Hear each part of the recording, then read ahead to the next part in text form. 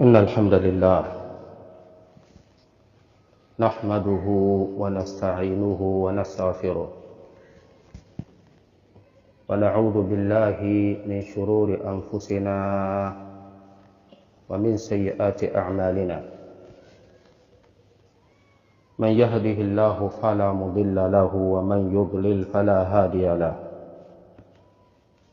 وأشهد أن لا إله إلا الله وحده لا شريك له. وأشهد أن محمدا عبده ورسوله. يا أيها الذين آمنوا اتقوا الله حق تقاته ولا تموتن إلا وأنتم مسلمون. يا أيها الناس اتقوا ربكم الذي خلقكم من نفس واحدة وخلق منها زوجها وبث منهما رجالا كثيرا ونساء واتقوا الله الذي تساءلون به والأرحام إن الله كان عليكم رقيبا. يا أيها الذين آمنوا اتقوا الله وقولوا قولا سديدا يصلح لكم أعمالكم ويغفر لكم ذنوبكم ومن يطع الله ورسوله فقد فاز فوزا عظيما. أما بعد فإن أحسن الكلام كلام الله وخير الهدي هدي محمد صلى الله عليه وآله وسلم وشر الأمور محدثاتها فإن كل محدثة بدعة وكل بدعة ضلالة وكل ضلالة في النار. ثم أما بعد. أيها المؤمنون، انتهى رمضان وبقي الرحمن، وانتهى رمضان وبقي الإيمان، وانتهى رمضان وبقي الإحسان، وانتهى رمضان وبقي القرآن، وانتهى رمضان وبقي البر والصلة وما إلى ذلك. Ndugu zangu katika imani, mwezi wa Ramadhani umekwisha, amebakia Allah Ar-Rahman, na mwezi wa Ramadhani umekwisha, imebakia imani, na mwezi wa Ramadhani umekwisha, imebakia Qur'an, na mwezi wa Ramadhani umekwisha, imebakia ihsan, na mengineyo yanayoambatana na haya yataendelea kubakia muda wa kuwa dunia bado imebakia. Tusije tukaharibu Qur'ani zetu kwa sababu ya kuisha kwa Ramadhani. Tusiharibu imani zetu kwa sababu ya kuondoka kwa mwezi wa Ramadhani. Tusiache ihsani zetu kwa sababu mwezi wa Ramadhani umekwisha. Sisi ni ibadur rahman la ibadur Ramadhan. Nahnu ibadur rahman la ibadur Ramadhan. Sisi ni watumwa wa Rahman, sio watumwa wa Ramadhan. يقول الله تبارك وتعالى ولتكملوا العدة ولتكبروا الله على ما هداكم ولعلكم تشكرون. Aya hii ipo katika khitamu ya aya zinazozungumzia faradhi ya Ramadhan katika suratul Baqara. Allah alipozitaja aya za Ramadhan amehitimisha kwa kusema walitukmilul idda, na kamilisheni idadi ya saumu, siku za kufunga. Ikiwa kama Waislamu wamefunga siku 30, basi kamilisheni kwa kufunga siku 30. Ikiwa kama Waislamu wamefunga siku 29, basi kamilisheni kwa kufunga siku 29. Hizi itakuwa bado kwenye dhima yenu, sawa sawa iwe ni adaan au qadaan.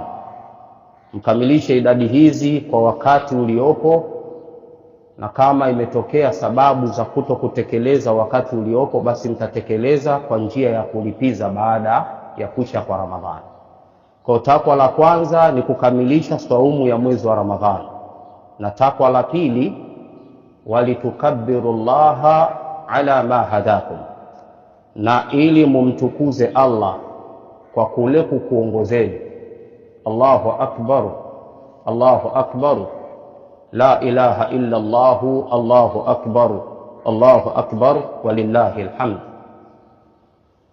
Tokea tulipopata taarifa za kuandama kwa mwezi, tulikuwa tunatekeleza kipengele hiki cha pili cha hii aya, walitukabbirullaha ala ma hadakum, mfanyieni takbira Allah kwa ule muongozo aliokupeni. Muongozo wa kwanza kwa kujulisheni hii ni haki, ifuateni. Lakini muongozo wa pili wa kuwafikisheni kuweza kutekeleza yale yote ambayo ameyataka kwenu katika mwezi huu wa Ramadhani, bali katika uwepo wetu wa hapa duniani. Lakini mwisho Allah akasema wala'allakum tashkurun, na ili muwe ni katika watu wenye kushukuru. As-sa'yu ila shukrillah huwa da'bu salihin, kuhangaikia kumshukuru Allah ni mwenendo wa waja wema wa Allah. Bali wasafa Allahu ba'dha anbiya'ihi bihadhihi sifa, faqala fi haqqi Nuh alayhi salam innahu kana 'abdan shakura, hakika Nuh alayhi salam alikuwa ni mja mwenye kushukuru. Kwa hiyo wala'allakum tashkurun, ili muwe ni wenye kushukuru, na alama ya kushukuru ni kufanya wema baada ya kufanyiwa wema. Umefanyiwa wema ukalipiza wema, wewe unaonekana ni mwenye kushukuru. Lakini kama utakuwa umefanyiwa wema alafu ukafanya ubaya, ni dalili ya wazi ya kwamba wewe umekufuru ule wema ambao umefanyiwa. Allah ametupa neema nyingi, wa in ta'uddu ni'matallahi la tuhsuha, kama mtataka kuzidhibiti neema za Allah hamwezi kuzidhibiti. Tuna neema ya afya, neema uhai, neema ya taufiki kuweza kufunga mwezi wa Ramadhani mpaka umekwisha, neema ya taufiki ya kusimama kiamu cha Ramadhani mpaka kimekwisha. Hizi neema zote zinatakiwa kushukuriwa na sio kukufuriwa. Usiende kuharibu jitihada zako zote ulizofanya mwezi wa Ramadhani kwa siku moja tu ya Eid. Katika Qur'an pametajwa kufurahi, lakini kwa sura mbili. Kwa sura ya kwanza al-farhatu al-madhmuma, na sura ya pili al-farhatu al-madhunatun fiha, kufurahi kuliko katazwa. Allah anasimulia kuhusiana na kisa cha Qarun. Watu wa Qarun wanamwambia la tafrah inna Allaha la yuhibbu al-farihin, ewe Qarun usifurahi ukachupa mipaka. Furaha ambayo imeambatana na kuchupa mipaka, Allah hawapendi wenye kufurahi furaha kama hii. Lakini Allah akasema katika surati Yunus, qul bifadlillahi wa birahmatihi fabidhalika falyafrahu huwa khairun mimma yajma'un, sema ya Muhammad, kwa fadhila ya Allah na rahma zake basi waumini wafurahi. Kufurahi huku kwa fadhila za Allah na rehema zake ni bora zaidi kuliko yale ambayo tunayakusanya. Ayuha almu'min, anta baina farhi almadhmumi wa baina farhi almadhuni fihi. Wewe muumini leo upo katika moja ya furaha mbili. Furaha ya kwanza iliyoruhusiwa, ambao unapata na thawabu ndani yake, ni ile furaha ambayo utaendelea kufurahi huku ukiwa unachunga mipaka ya Allah.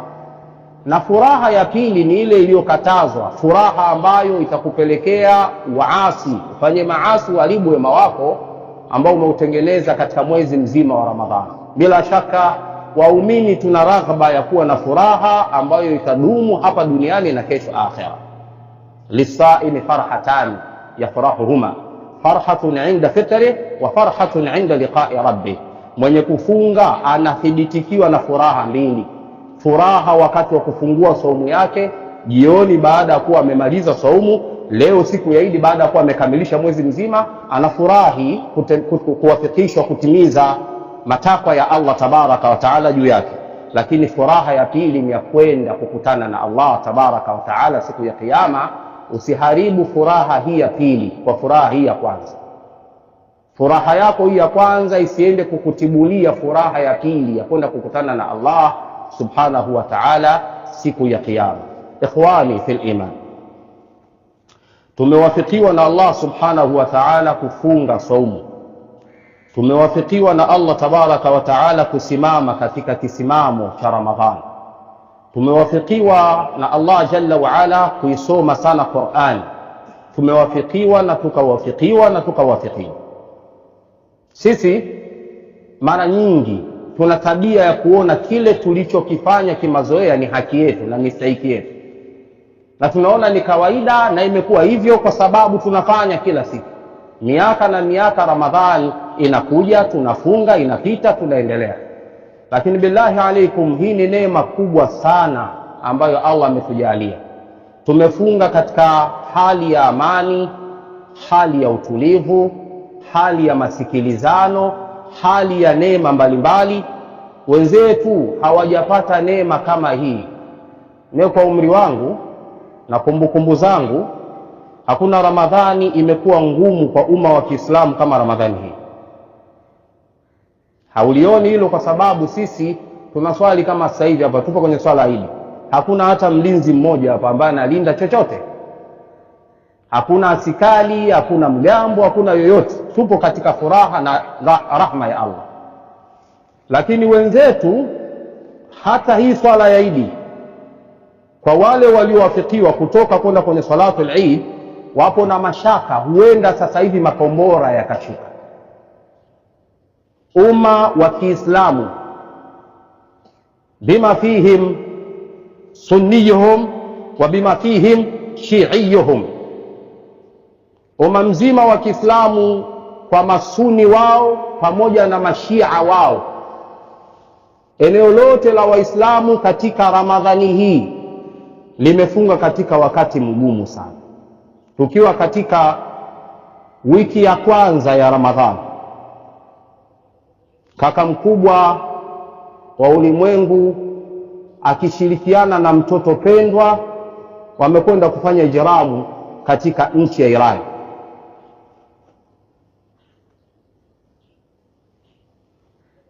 Na kwa maelezo yao kwamba wanakwenda kuondoa hatarisho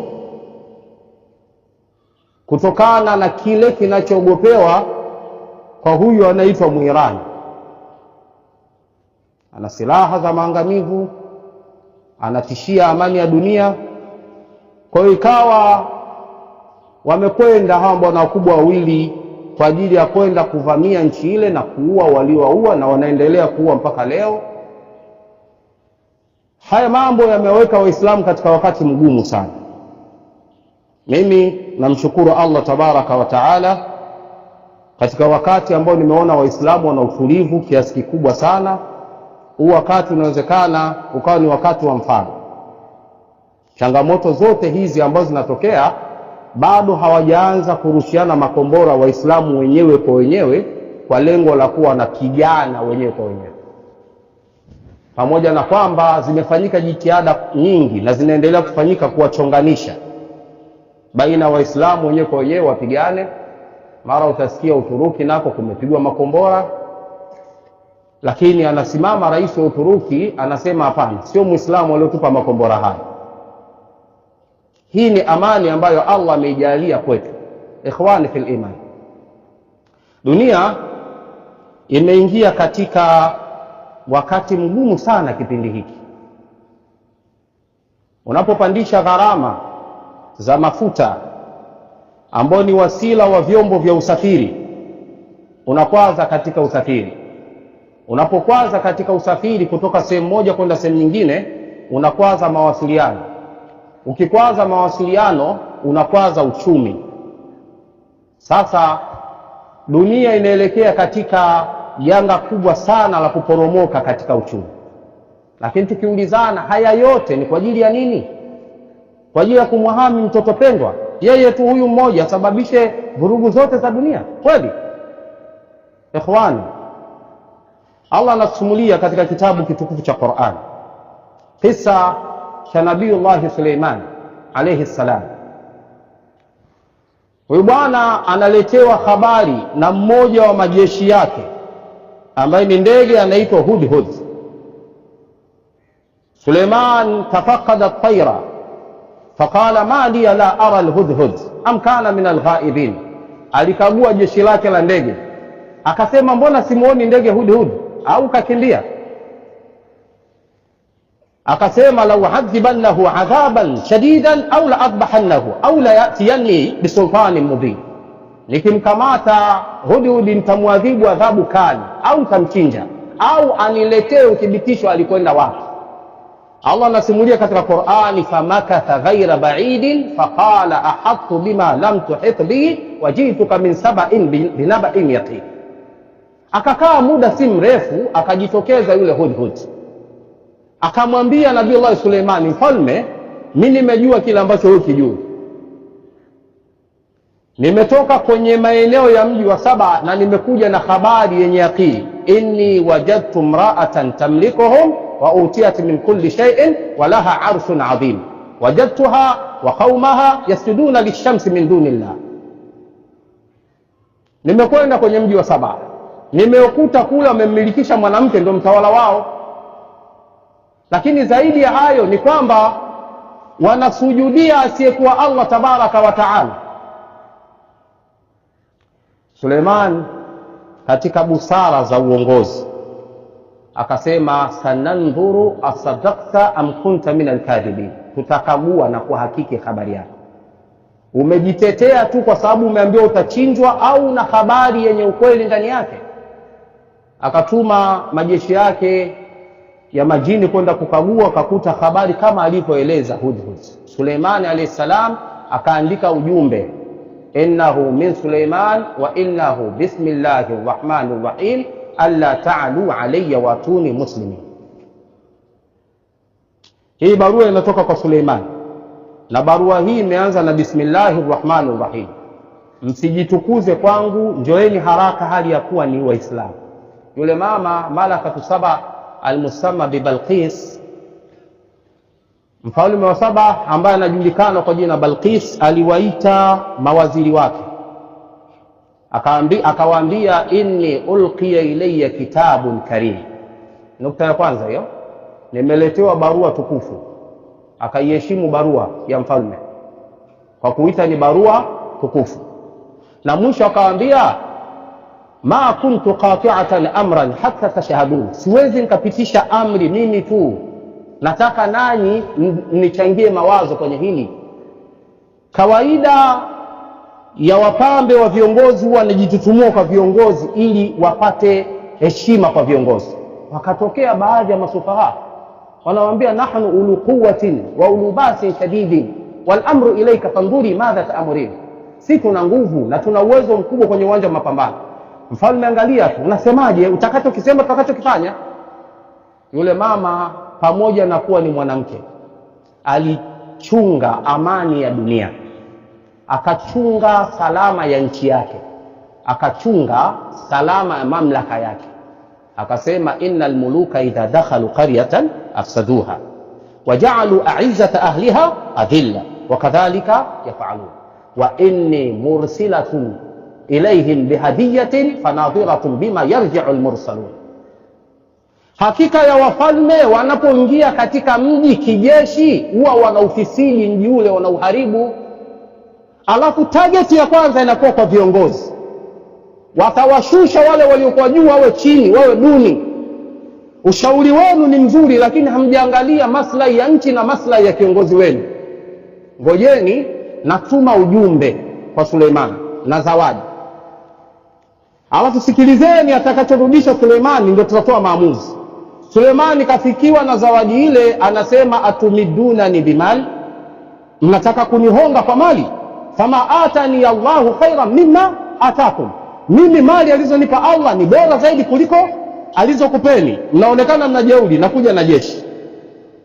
Balqis aliposikia maneno yale akawaambia, twendeni kwa Suleiman tukamsikilize wenyewe Suleimani anasema nini. Ikhwan, hikaya hii ipo ndani ya Qur'ani, ina zaidi ya miaka 1400, na wakati Allah anatusimulia tukio hili limeshapita tokea zama za Nabiiullah Suleiman. Watawala wa dunia hamna busara? Alaysa minkum rajulun rashid, hivi miongoni kwenu hakuna mtu mwenye akili timamu? Leo natuambia kwamba silaha za maangamizi tunaenda kupiga. Mwisho wanakuja kusema maneno ya fadhaha kwenye dunia kwamba tunawapiga wa Irani kwa sababu wanakataza mapenzi ya jinsia moja. Hivi wewe kiongozi kweli? Hili neno hata kama ingekuwa kweli basi jifiche, jisiri. Kaa nalo wewe na watu wako. Lakini unasema eti hawa tunapigana nao kwa sababu wanazuia mapenzi ya jinsia moja. Hii vita utashinda kweli? Vita kutetea mashoga? Mnaangamiza watu kwa sababu kutetea mashoga? Ikhwan, nataka nibainishe baadhi ya haqaiq ikhtisaran, kwa sababu katika kadhia hii wazungumzaji wamekuwa wengi na waumini wetu kwa sababu ni wanajamii wamekuwa wahanga katika baadhi ya yale ambayo wanafuatilia kwenye kadhia hii. Naomba nieleze mikadima mitatu muhimu sana kwenye kadhia. Mukadima wa kwanza, taifa vamizi la Israeli halipo katika sheria za kuwa kama taifa, na watu wa Ulaya walipochoshwa na tabia za Wayahudi, wao wakajikomboa kulivua lile zigo la tabia za Mayahudi kwenda kuwaweka pale panapoitwa Israeli. Naam, tarehe ya dunia inaonyesha Mayahudi hawa waliishi sehemu mbalimbali duniani, na sehemu mbalimbali walitimuliwa Ujerumani kwa Adolf Hitler, walitimuliwa Hispania, walitimuliwa Russia. Hawa walikuwa ni kero kwa nchi za Ulaya kwa sababu walikuwa hawakubali kuendana na tawala zinazotawala kwenye nchi hizo.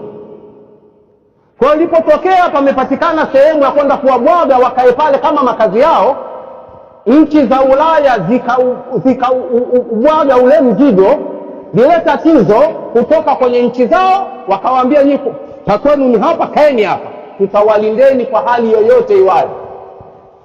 Msingi wa kwanza, kwa nini nchi za Ulaya na Amerika wanawatetea Mayahudi kuliko kitu chochote bila sababu, na wanafanya wanavyotaka watu wa Israeli? Kwa sababu ilikuwa ni mzigo wa kinyesi kwao, ni gunia la misumari kwao, limewatesa na likawatesa, na wameendelea kugombana nalo. Wakaona huu mzigo ni mzito, bora tuutue hapa. Walipokuwa wakaubwaga, wakawachia walimwengu matatizo. Kama ilivyokuwa walikuwa na matatizo kwenye kila nchi ya Ulaya walioishi, ndivyo wameendelea kuwa na matatizo kwenye nchi za Mashariki ya Kati. Unashangaa wao kila wakati wanawaza kumwaga damu, kila wakati wanawaza vita, lakini kila wakati wanaanzisha machafuko. Hii ni tabia yao. Allah tabaraka wa taala ametutahadharisha katika Qur'ani kutokana na tabia hizi za Kiyahudi. Hawakuwa na amana na Allah, hawakuwa na amana na mitume wao, walimfanyia khiana Mtume Muhammad sallallahu alaihi wasallam, wakataka kumuua. Hivyo watakuwa na amana na mimi na wewe? Wamekosa na amana na Allah, wamekosa amana na mitume yao wote. Piteni kwenye Qur'an hiwari baina ya Musa alayhi salama na Bani Israeli, aliyetumwa Musa, alitumwa kwenda kuwaokoa Bani Israeli kutoka kwenye mikono ya Farao. Hebu angalia mjadala uliokuwa unatokea baina ya Musa na Bani Israeli. Walifika wakati wakamwambia Musa, lan nasbira ala ta'amin wahid. Kwa rahma ya Allah aliwaletea chakula kutoka mbinguni, almanna wassalwa. Wakamkabili mtume wao wakamwambia, lan nasbira ala ta'amin wahid, hatuwezi kuvumilia kila siku la chakula namna moja. Fad'u lana rabbak, angalia itabiri, tuombe kwa Mungu wako. Wao sio Mungu wao. Fad'u lana rabbaka yukhrij lana mimma tunbitu al-ard, tuombe kwa Mungu wako atuletee vile vinavyootesha na ardhi. Hii ni moja. Lakini walifikia wakati wakamwambia mtume Musa alayhi salam, lan nu'mina laka hatta nara Allah jara, hatukuamini tena. Unakwenda ukirudi utata story si Mungu, hatukuamini mpaka tumuone Mungu mwenyewe. Mnategemea kuandika kwenye karatasi, wino na karatasi, utasababisha Mayahudi watulie? Shairi mmoja anasema, lughatul madafi' wal qanabil wal qana yusfa al khitabu biha wal istifham, mal ihtijajatu wala tadallu nafi'un kadhaba al yara'u wa suddiqa as-simsam. lugha ya makombora na vifaru na risasi. Hiyo ndo lugha inayoondosha haya majadiliano yasiyofikia mwisho. Hizi hoja hazitaleta manufaa. Kalamu imesema uongo na kinachosema ukweli ni makombora. Mukaddima wa pili.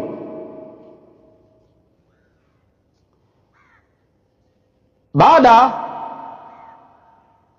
ya umma wa Kiislamu kuwa chimbuko lake kutoka kwa Mtume Muhammad sallallahu alaihi wasallam Mwarabu, na Abu Bakari ni Siddiqi ni Mwarabu, Umar Faruq mpaka Ali mpaka daula al-Amawiya katika marhala yake ya kwanza ilikuwa ina Waarabu watupu, kwenda kwenye daula ismama Abbasiya marhala yake ya kwanza Waarabu, mpaka marhala ya pili ilikuwa utawala wa umma wa Kiislamu upo kwa Waarabu mpaka mwanzoni mwa miaka ya 1900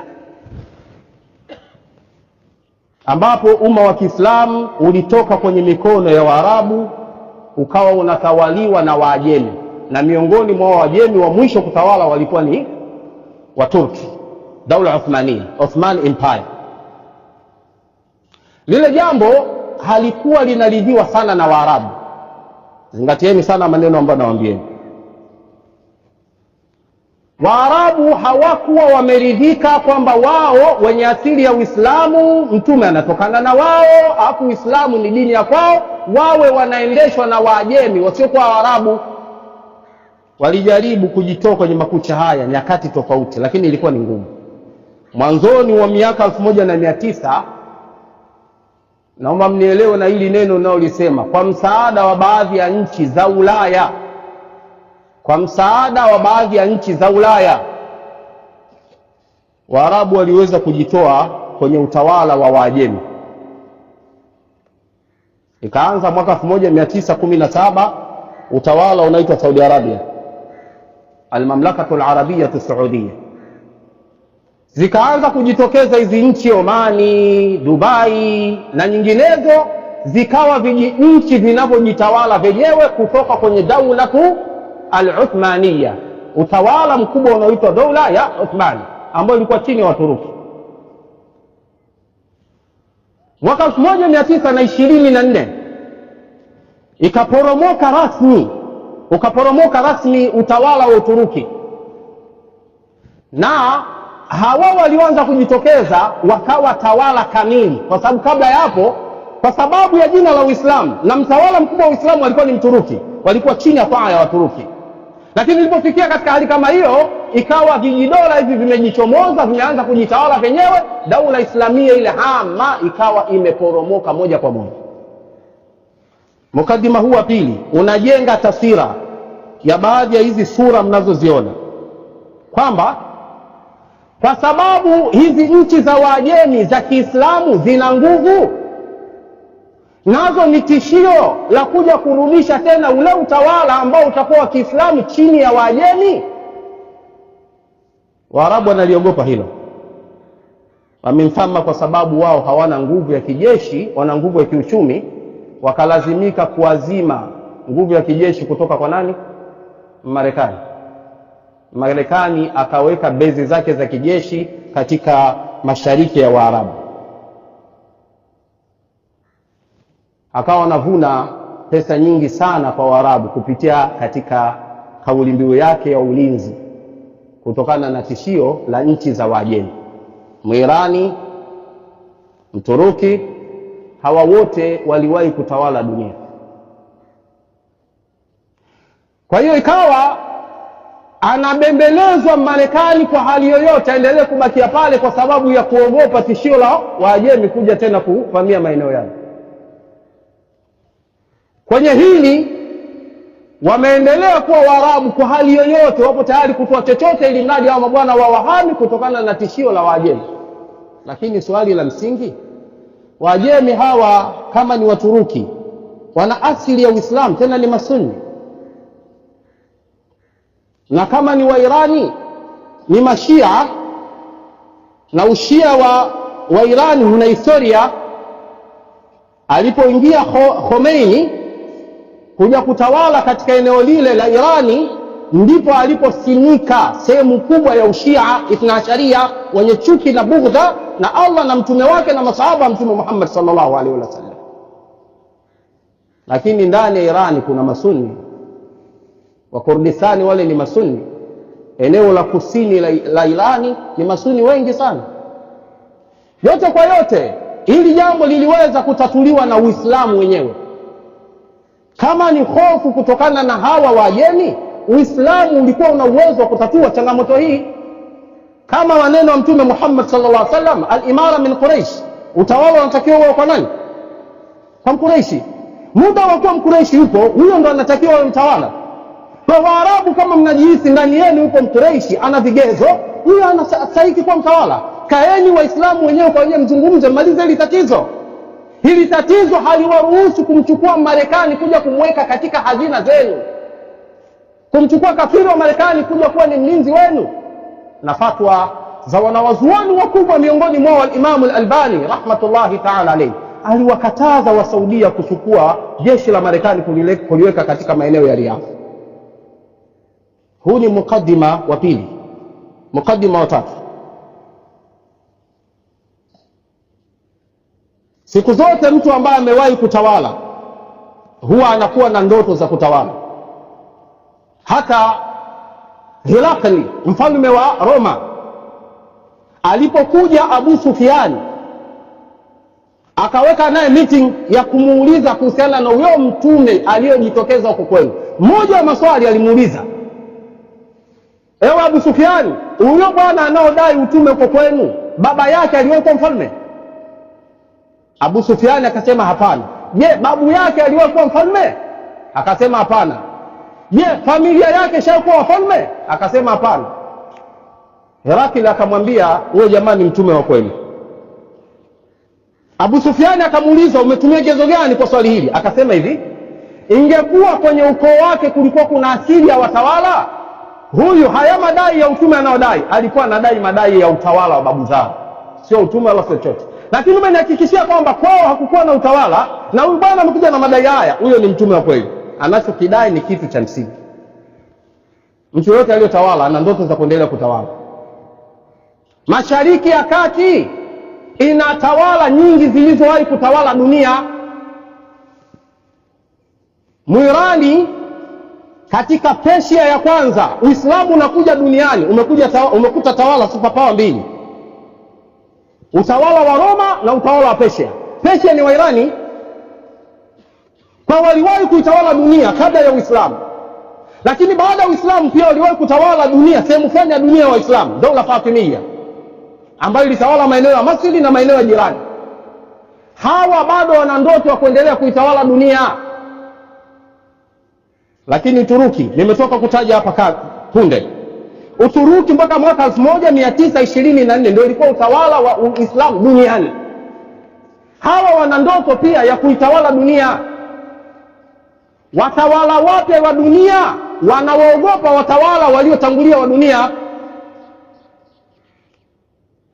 Wakakatengeneza ka utawala kanaitwa Israeli, kakae pale Mashariki ya Kati, awe kilanja kwa kuangalia nani anajitokeza katika eneo hili la Mashariki ya Kati.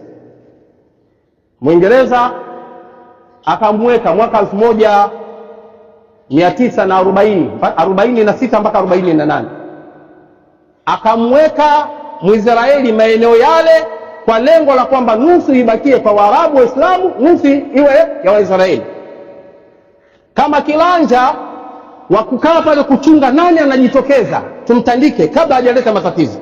Sababu eneo hili linatalishi, kuna watu wanataka kurudi tena kwenye utawala wao. Msione kwamba nchi za Ulaya na Amerika kila wakati wanamsaidia Mwisraeli, wamemweka pale kama ni kilanja wa kuzuia anayejitokeza. Sababu eneo lile ni eneo hatarishi, pana watawala wa dunia pale wana ndoto za kurudi tena.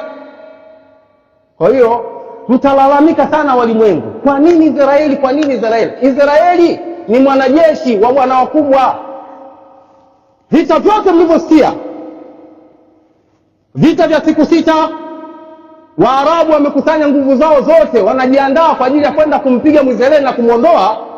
na wanafanya mawasiliano na nchi za Ulaya kwamba tunakwenda kumtandika. Hao watu wa Ulaya wenyewe ndio wanaopigana nao. Umenielewa? Narudia tena sehemu hii. Wakati wa Arabu wanajiandaa kwenda kumpiga Mwisraeli, wameandaa silaha na majeshi makubwa, wakajitangaza kwa watu wa Ulaya kwamba tunakwenda kumuondoa Mwisraeli. Hao watu wa Ulaya wenyewe ndio wanaopigana nao. Israeli ni nembo tu. Wakati wanajipanga kutaka kutoka, yamekuja makombora, yamesafisha zile ndege zilizopo uwanja wa ndege, zimepigwa zote na majeshi yote yamesambatishwa na vifaru vyote vimesamba kabla hajatoka. Information zote walizokuwa wanazipanga Waarabu jinsi hiyo ya kwenda kumuondosha Mwisraeli zimefeli zote. Anwar Sadat Masri aliandaa nguvu kubwa sana, akasema mara hii haiwezekani, lakini kisha tokea kabla hajatoka wamekuja kuvamiwa, wamesambaratisha kila kitu. Hizi habari zinavuja vipi? Kwa sababu walikuwa wanashirikiana na watu wa Ulaya, na watu wa Ulaya ndio wanaopigana ile vita. Wamemweka chambo tu Mwisraeli. Kwa maelezo haya, hivi wewe unanunua silaha kutoka Amerika, unataka kupigana na adui yako, wakati adui huyo anasaidiwa na Amerika, una silaha au una? Leo hii mnatumia madolari kwa ajili ya ulinzi wa Marekani. Irani anapiga kila sehemu. Kuna haja tena kuendelea kumchukua huyu kama mlinzi? وأعدوا لهم ما استطعتم من قوة ومن رباط الخيل ترهبون به عدو الله وعدوكم.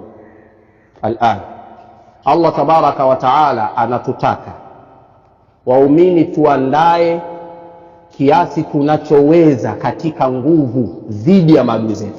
Nimeangalia tafsiri ya al-Allama Abdurrahman bin Nasir Saadi, miongoni mwa maelezo yaliyotajwa kwenye aya hii ametaja kitu kimoja cha ajabu sana. Anasema katika moja ya maandalizi ni maandalizi ya akili. Wa'iddu lahum mastata'tum min quwwa, miongoni mwa kuwa mnazotakiwa kujiandaa nazo Waislamu dhidi ya adui ni nguvu ya akili. Na kama kuna sehemu Waislamu tumefeli, ni sehemu ya kuto kutumia akili zetu vizuri. Sasa hivi kidogo akili zinaanza kurudi kidogo. Yaani Waarabu kukataa kugombanishwa na Waislamu wenzao wakati walikuwa wanachoambiwa ndicho wanachokifanya. Yaani sasa hivi Marekani anamchokoza Mwarabu, Mwisraeli anapiga kwa Waarabu, anapiga kwa Turuki, anataka wapigane Waislamu wenyewe kwa wenyewe, alafu aendelee kuuza silaha. Na wamefanya majaribio haya mara nyingi na walifanikiwa. Mara hii Waislamu wamekataa. Katika moja ya maandalizi ambayo inatakiwa kuandaa dhidi ya adui ni maandalizi ya akili salama, akili sahihi, akili pevu.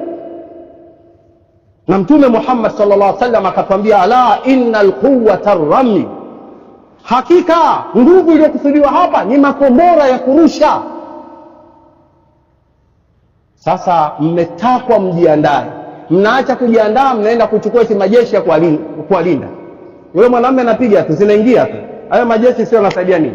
Hizo silaha marada makubwa yanasaidia nini? Jamaa anapiga zinaingia zote.